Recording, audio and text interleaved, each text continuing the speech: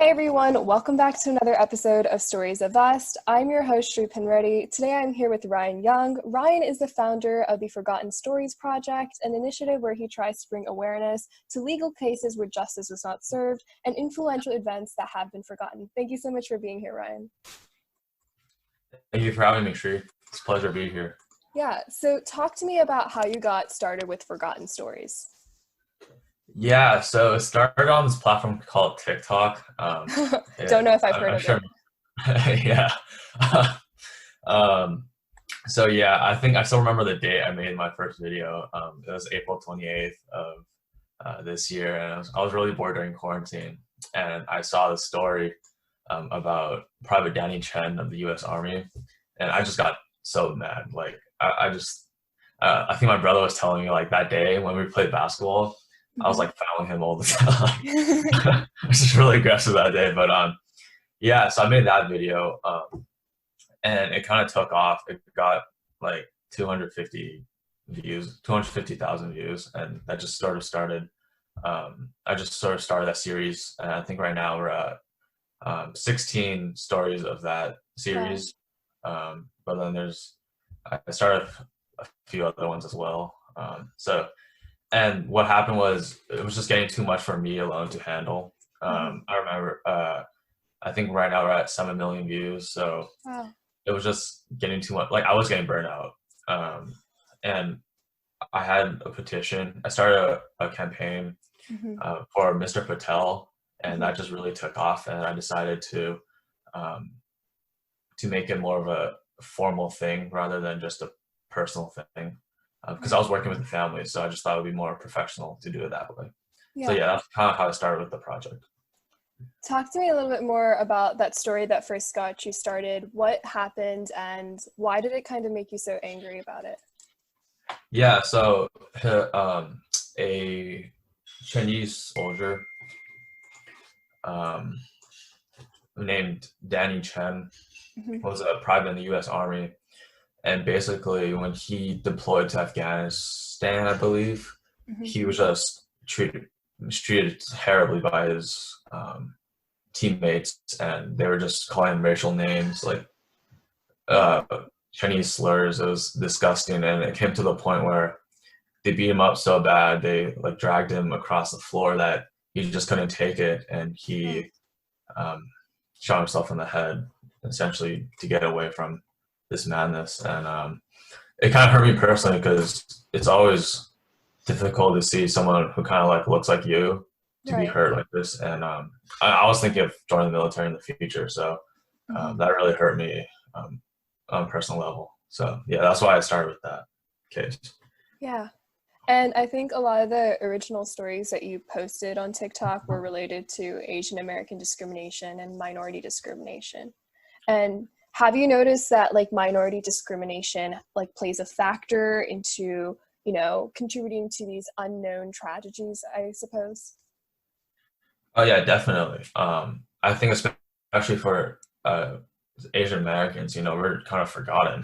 Right. I mean, it's incredible. Like I haven't, like our history classrooms don't do a good job of, you know, talking about the racial legislation that was implemented in California and the U.S. But that's just for Asian Americans. But I think, yeah, for all minorities, it's really, I mean, whenever you have people who look different from the majority, it's just discrimination is going to happen. It's a fact, right? And so yeah, it definitely plays a big part because I think a lot of the legislators aren't part of these minorities, so they don't care. Right. That's just what I think. Yeah. Yeah. And I guess when did you kind of realize the importance of like trying to bring these issues and stories that have been forgotten? Like, why do you think it's important for us to be more aware and seek those stories? Yeah.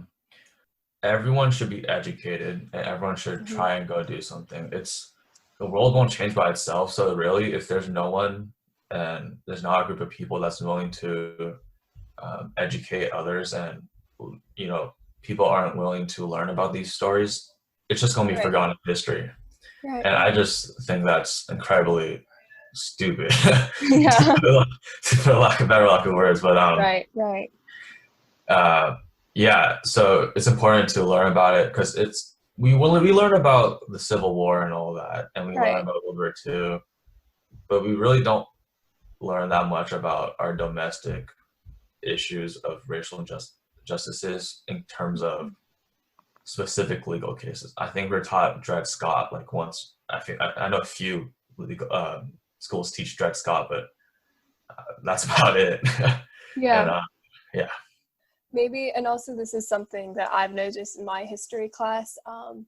But you're right that we do just skim over a lot of the racial issues, not just regarding to African Americans, but also Asian Americans. Like, I think we're talked about, like, the Yellow Peril and the Chinese Exclusion Act, but we don't right, really talk about how those, policies affect over to modern day, and how, like, that systemic policy has like reverberating effects as well as today, where we do talk about it for like some other issues in history as well. yeah, for Another, sure. yeah, I think another thing that we didn't cover, maybe it was because of Corona or something, like we never talked about like the Japanese internment camps during World War. And so I definitely agree that there should be more discussion surrounding those issues. For sure, that's a great way to put it, Sri. Yeah, I totally agree. I'm pretty sure, like, correct me if I'm wrong, but Mm-hmm. different parts of the U.S. are extremely different in terms of the history curriculum. Right. I know some southern states still say the Civil War was about states' rights, and Right. I know that's been disproven for years, in Right. fact. Right. Right. So, yeah, Yeah. yeah, And I can agree. I can also agree with that because I'm from Georgia, so Southern okay. state-esque.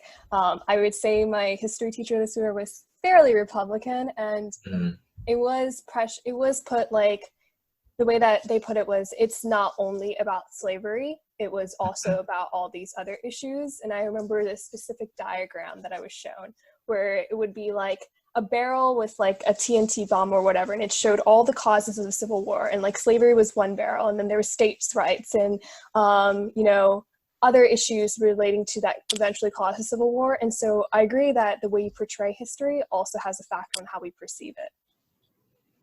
For sure, especially when you're teaching these young kids, you're kind of ingraining them into their minds. So Right. it's quite important to get it right. I mean, if it's, I don't want to be too political, but Right. if a historian like verifies that it's not just about, it wasn't mostly about states' rights, but it's mostly about slavery, I just think schools Mm-hmm. should adapt to that, no matter what your political affiliation is. Right. Yeah, I think another thing is a lot of times it's the way that you kind of shape the story and say the story, not just for forgotten stories in general, but like just history itself. So I guess what type of initiatives and like how can we best educate ourselves to find the most raw reality and truth about this?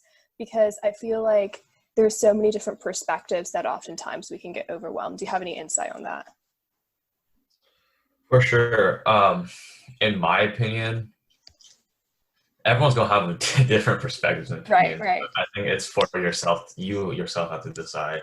Um, yeah, that's all I have on that. I don't. Yeah, It's fair yeah, enough.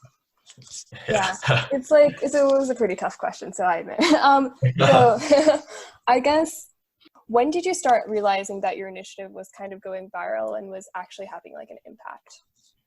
So it was when I realized I had a supporter base, Mm-hmm. and that I think I posted a TikTok about being super burnout, and the messages were quite amazing. To be Mm-hmm. honest, it was really kept me going. And I think there was this one comment where it's his mom and her children were like, they always smile when they watch my videos. Oh. Um, which I don't know why though. I mean, my videos are kind of depressing, but yeah. And then this other criminal justice major said that she learned more about like just legal cases than from my videos than her own college curriculum, and so that that was when I was like, okay, like I'm doing something I think is great. Right. Well, how can we take the next steps? How can I adapt and push forward? And that led me to randomly starting a petition and Hmm. about Mr. Patel, Hmm. and really working hard to get in contact with him. And yeah, that's when I was like, okay, this is something. I got something here. Yeah. And I also assume that a lot of these stories are hard to find because they don't receive a lot of media attention. So I guess talk to me about the process and like how you heard of these stories and were able to bring more awareness to them. So honestly, I just read a lot, Hmm. not like just random articles and stuff. Yeah, there's a lot of sort of niche news channels that Right. sort of do a good job about sharing some of these stories. And then a lot of times, once you search up one case, there's a Hmm. lot of other cases that are similar, Right. unfortunately. But that's just how it is. I'll give you one example. Private Danny Chen died around the same time as a Marine, Chinese American Marine named Harry Hmm. Liu, and they were both caught suicides I see. through hazing and stuff like that. And so, yeah, that's just kind of my search process Hmm. in I see. that. It's just kind of, I play it by ear. Yeah. Um, I mean, unfortunately, there's so many stories that by the nature of this Yeah. series, it's sometimes I just can't. I don't have enough content to post, but Yeah. uh, I've been starting to get a lot of requests, and that's been really helping help share a lot of stories. So Yeah.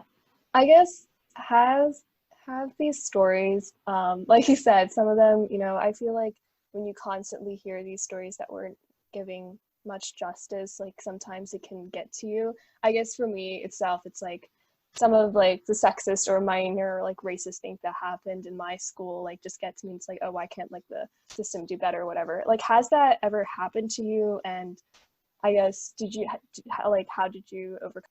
for sure, I think about 3 weeks in of starting to make a lot of these videos, I just lost all hope in humanity. Right. um, it was especially during the coronavirus hate crimes against Right, Asian right, people that just set me like it was incredible. I just at that point I was just like, what am I doing? Like right. what is it even worth my time anymore? So how I got through that was taking a break. Hmm. Um, I started making a lot more humor TikTok. Just slowly getting back into it was kind of that break was sort of my solution to that. Um, and then slowly you realize that, okay, this issue is bigger than just you. So Right. suck it up and continue. Yeah, so that was my thought process there. Yeah, yeah. So I guess one of the first story that I kind of thought went viral was Peter Wang's, and that's like where I also first like found you. So tell me about his story and what you are trying to do to honor his legacy. Yeah, so Peter Wang was a 15-year-old freshman at Parkland High School.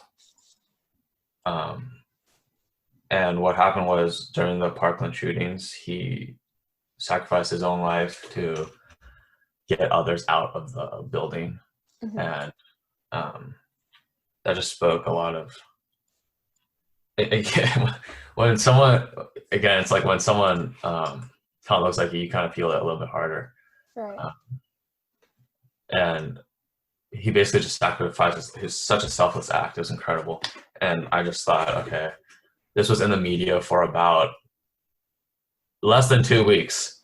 Wow. And um, Charlie D'Amelio is in the media for constantly. So I was like, okay, well, something needs to be done. And so Right. I made a video, and then that went off. I think right now it's at 1 million views or something like that. Yeah. Yeah. And then there's one comment said, all the Confederate statues that Right. being torn down should be replaced with a statue of him. Oh, And yeah. so I was like, hold up, that's an amazing Yeah. idea. Yeah. And I created a petition. And I also collabed with this other TikTok artist. Mhm. Actually, I cold DM'd him, and I was like, "Do you want to collab? I know you're a good artist. Like, here's my stuff." And I Mhm. found out he lives in the Bay Area, so I was actually um, we actually live pretty close together. So I was like, "Well, that's cool." Yeah. And yeah, so and then I just started that petition, and right now it's still up. So you should definitely go sign it. I think it's a really good cause. Right. Um, yeah, the plan for that is if it gets enough signatures, we'll start getting into GoFundMe pages and really getting into the logistical attributes. So yeah, Yeah.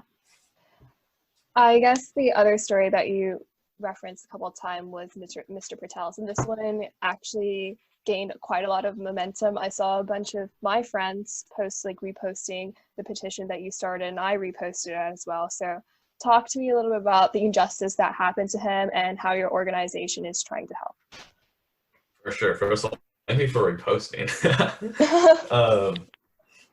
So Mr. Patel was an Indian grandfather visiting his grandchild in Alabama, and what Mhm. happened? Just walking in the neighborhood, a neighbor called the cops on him for God knows what, and the he didn't know much English, and the officers were not very understanding, and so randomly they body slammed him, and he became paralyzed. Wow. Um, and that spoke a lot of volumes to me too, because my grandparents don't speak the best English, so imagining them getting body slammed is Right. infuriating. And so this, and then I found out that the state acquitted the police officers, and that was just infuriating as well. So I started a petition, didn't Mhm. really know where it was going, and I just played it by ear, and um, it started getting momentum. So Right. I kept on going, and then I contacted the family's lawyer, and sooner or later, that same day, I was on a phone call with Mr. Patel's son, Wow. and basically I had a discussion with them on what was happening with the case, what's going on. So actually, from that call recently, I found out that his his lawsuit, like Mhm. his not the state um, court, but him suing the police department and the officer, Mhm. just got approved to move forward in the 11th Circuit, I believe. That's great. Um, and that actually is a really cool story because I didn't even know about that. Like, if you search up his story, Mhm. that's nowhere to be found. That just shows how forgotten it was. I mean, Right. that's such a big uh, advancement in his case. And if you search his name up, you can't even find barely any information about how his lawsuit was approved to move forward. It was Right. just how it was the officers were acquitted, and that's pretty much where it ends. Yeah. And yeah, so basically, they're just uh, with the signatures. We're just waiting. He just said to wait for Mhm. until the case gains more momentum, and then um, my organization can help him out with the signatures and next steps. So right now it's a waiting game until the case gains more momentum and stuff like that. Yeah. Yeah. And I think that's really, really neat because I feel like you said, oftentimes when you just search up about these, very niche stories, it's like there is an end of stories. There is this is how it ended. But I think it's really cool that your organization and you're trying to continue that story and be like, no, this is not the end. There is more that we can do, and try your best to bring justice. And I've I appreciate that and I respect that so, so much. Um, I guess the other thing I wanted to talk about is I think that video in particular really hit me, and as well as the South Asian community, because like you said, my grandparents don't know how to speak English, and it just becomes so much more personalized when you see a person like you said, um, facing injustice, and nothing was there in response in order to fix that or have any real consequences. For sure. Yeah, actually, I've gotten a lot of support from the South Asian community, which is amazing. And actually, a lot of my organization is from South Asian descent. Hmm. Um, so yeah, I definitely appreciate the support. And previously, I've been actually making some South Asian heroes sort of series where I was noting some really cool Desi sort of people Hmm. who did heroic acts, but now are totally forgotten. So yeah, I Yeah. definitely appreciate the support from the South Asian community. And so another thing is like when you bring these stories to light, what do you think the public should try to do to help bring justice to these people? So my thought process is they should watch the video, Hmm. search it up, read a lot about it, and just get talking about it. Hmm. Some of these cases are quite, they're so, it's hard to bring justice Right. without a lot of legal action. And so I just think by talking about it more, that will lead to justice, but it's going to be a long road for Right. that to happen. Yeah. And like you've covered a lot of these stories. Have you like noticed a certain trend or um, factor that shows like, oh, these stories get a lot more media attention and these stories don't, or is it just really by like luck of the draw? Yeah. So from my um, analyzation, a lot of the videos that get a lot of media attention are the ones that are kind of controversial, but they really shouldn't be. Right. I'll give you an example. Peter Wang, the comments were just, it was it was amazing. It was like a million, like I don't know, like thousands of comments just arguing about gun rights, Wow. and just by nature of the TikTok algorithm, I'll just naturally bring it up. Um, yeah, and I think it's a lot of times it's those minorities that don't really get a lot of attention. I would say Mhm. like Asian Americans, Latinos. When those cases are put in a video, they sort of support it a lot more because they're like, oh, finally, someone's talking about it. Right. Uh, yeah.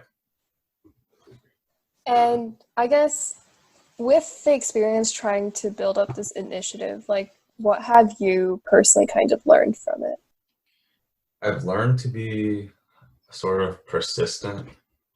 Hmm. Um, a lot of times you won't really get, um, when you're trying to outreach people, you won't get an answer back. Right. And it's just dealing with that rejection, constant Right. rejection. Um, I mean, I'm used to it Yeah, now. yeah, yeah, yeah. You'll um, be prepped when those college apps come around. for sure. um, yeah, so that's one thing I learned. Right now, our initiative is kind of small right now, so that's our first steps have just Hmm. been to recruit as hard as possible. Right. Um, so just learning how to inspire people, I think, is really important. Um, I try to in every one of my emails to the members. I always try to make something like sound I don't know sports coachy like. Right, right. Like, I think I showed one of my emails to my brother. He was like, "You sound like a sports coach who's like 80 years old." I was like, "Thanks." You can do it. um, Yeah. yeah, so those are some lessons I learned. Yeah. Yeah. And I guess kind of going towards more general questions, I was wondering if is there like any other meaningful experience that kind of changed your perspective about something, or do you think this initiative was just like a whole perspective changer itself? Hmm.